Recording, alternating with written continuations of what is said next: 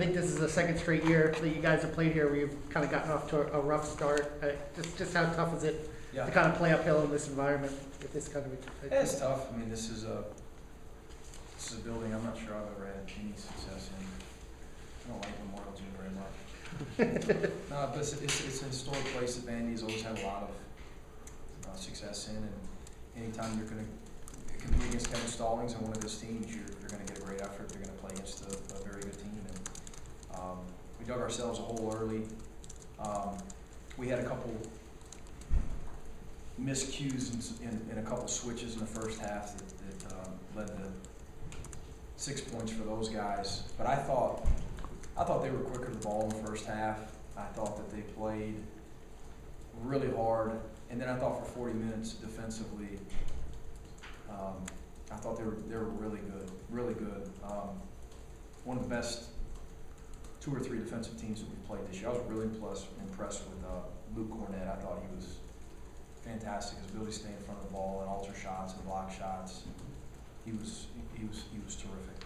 When you look at those 9 block shots, how much of it is that tip the cap of Vanderbilt's defense, or how much of it was maybe the decision making by some of your guards in terms of maybe driving in there and doing things, trying to do too much? You know, we were just searching though, Kevin. And when you're playing against a really good defense, and you're not getting great looks, and they're running you off the line. You know, they defend the 3 so well.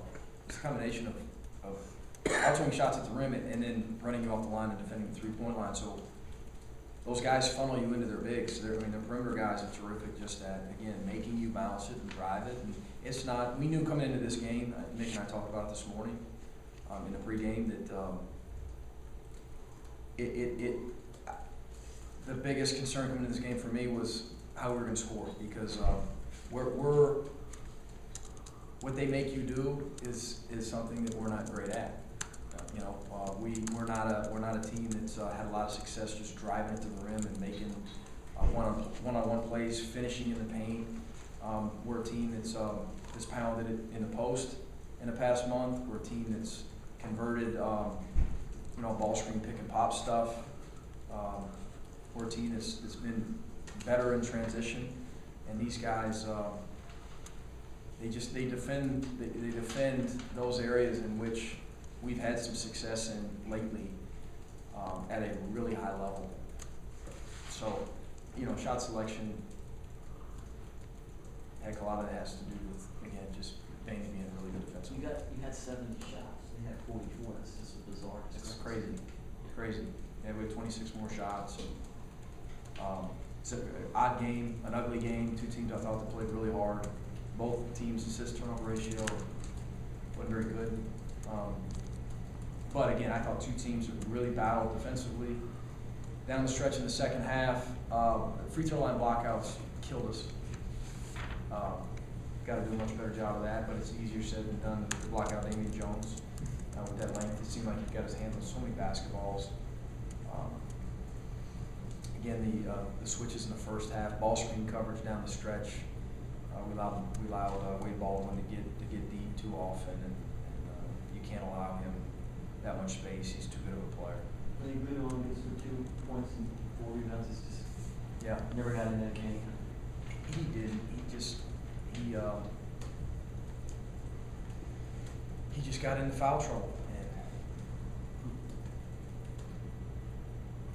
we need to have him out there on the floor more. How much did it hurt losing Leon as early as you did?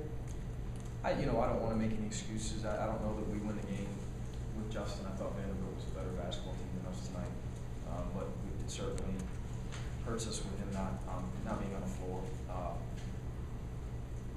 We hope he gets back quickly because he's had a great month for us, and he's our toughest kid.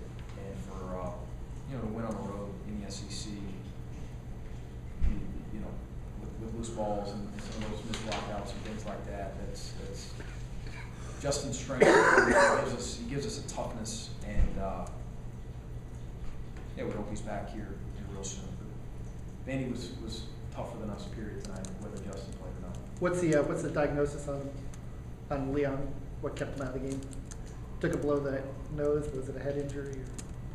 That's a great question. it was head. Yeah, I'm trying to be careful with what I should say and what I shouldn't say. I don't want to assume anything. Yeah. I know he got hit in the head. Yeah. And he didn't feel very well, so we'll find out more, I guess, tomorrow.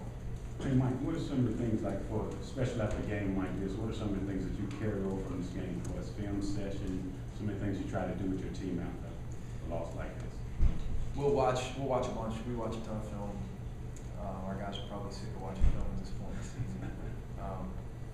But as I continue to tell them, I'm more stubborn than they are.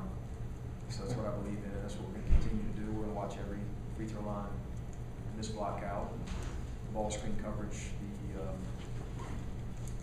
couple switches that we messed up that led to a couple threes in the first half, a couple transition defensive possessions in the first half that were porous. Offensively, yeah, I'm okay with missing shots. I mean, more okay with that than some of the other things we're talking about. You're going to miss shots against a really good defense, but some of the decisions in terms of the turnovers offensively, we'll watch all that stuff as well. We'll try to break it down and show a bunch of clips, and then we got to move on in a hurry because we've got another really tough opponent in West Virginia coming in Saturday.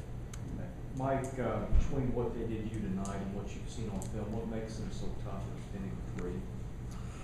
I think it's really simple. I mean, Kevin's obviously really smart. They run you off the line. I mean, their guards and their wings sprint at you, and they make you bounce it, and they make you drive it. And now you're driving it into Luke Cornett and Damian Jones.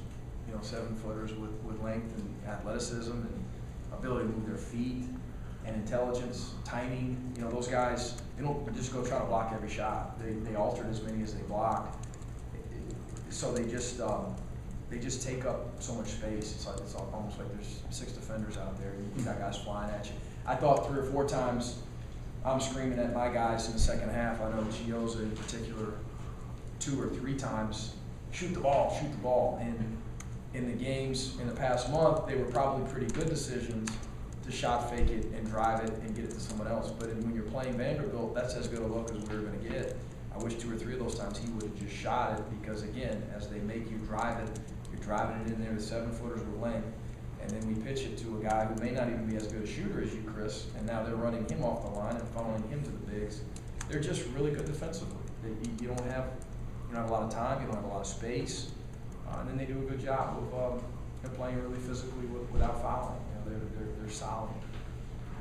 How do you assess your defensive effort tonight? I mean, obviously forcing the 19 turnovers, but a lot of fouls. And yeah, it was okay, but we, as you know as well as anyone, our defense on nights like this, and we've had a lot of these this year offensively. Our defense has got to be really, really good. It's got to carry us. And those 8 or 10 miscues, again, I keep going back to all those extra possessions they got.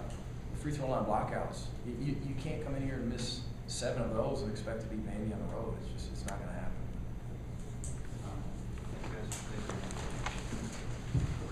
Thanks, guys.